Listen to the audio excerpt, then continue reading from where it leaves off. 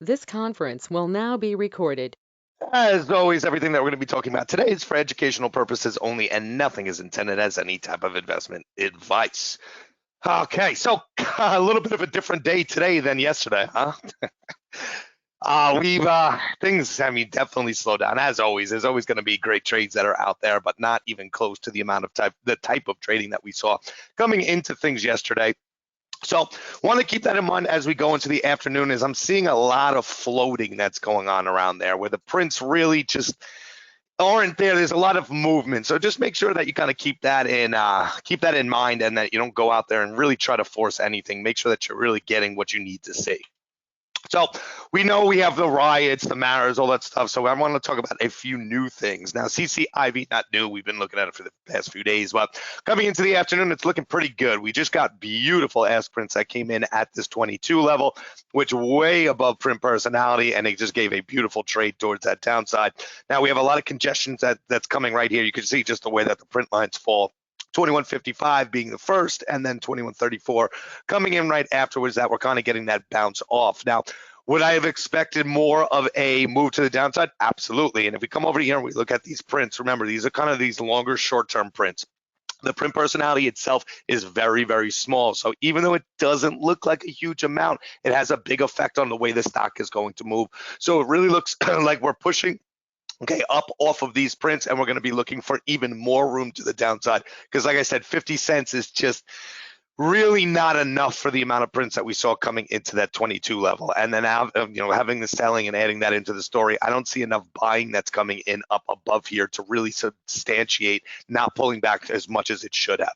Yes, it is trading in 50-cent increments, but like I said, just way bigger than what we've seen all day. So based off of getting that reactionary print at the 2165, after this I would be looking for a trigger to the downside first before we come back up and actually satisfy that buying that came in at 22.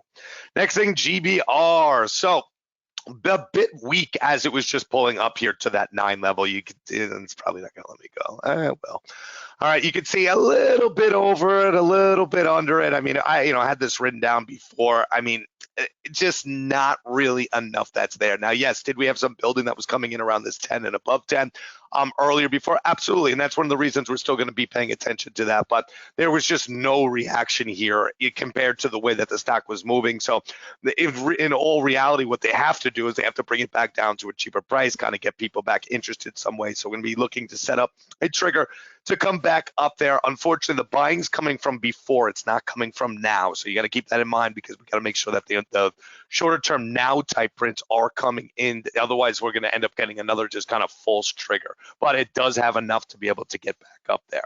LUMN. So it's a very, very floaty stock, and this is what I was kind of talking about before, and we've seen a lot of this where they're getting great moves, but there's just not really, they're not giving real trades coming in. So we know that we had some beautiful selling that came in right around this 12 level. We pulled underneath. We do need to pull back.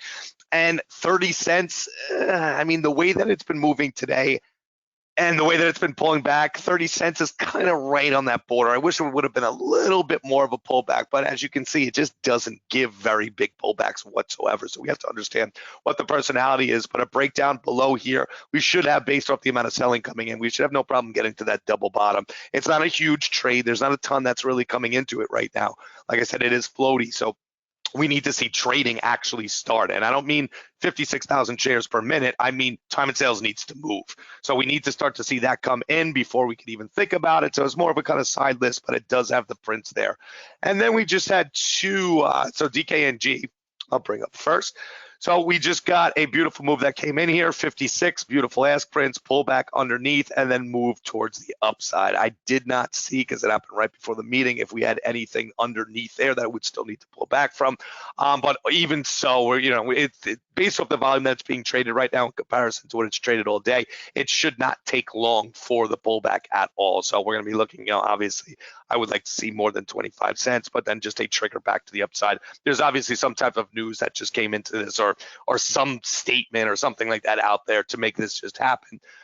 So obviously, having the buying back up at that 56 level, like I said, it just shouldn't take that long to be able to build and continue to go. And unfortunately, it's kind of doing its trade already. But that's okay. We'll be looking back from that, like I said, that 56. If it continues to keep going up like this, and we're going to need to see some off-level prints that show us that it has the ability to really get moving right now.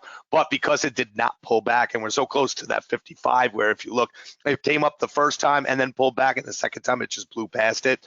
So if we don't see these off-level prints come in, we're going to have a nice short coming back to the downside. And it's nice that, the fact that they have you don't even have to request shares. So you're able to short it. And then Clove got that volume that came in. Unfortunately, like I said, I didn't see anything that happened. So let's go back, see if I can get any information. Nah, I don't see anything here. So either way, it's already coming close to 15. 50 is going to give us a lot of information. So we got to see, do we get enough volume to come into there and actually hit, or do we start to see that sell-off coming in, which it kind of looks like? I would expect a little bit more. The orders are pretty thin, but they can get up there. So we need to see definitely more coming into this, before we can even make a decision of a pullback and looking for an upside trade, or even looking for it to go back to the downside. Need some type of better prints to come here for us.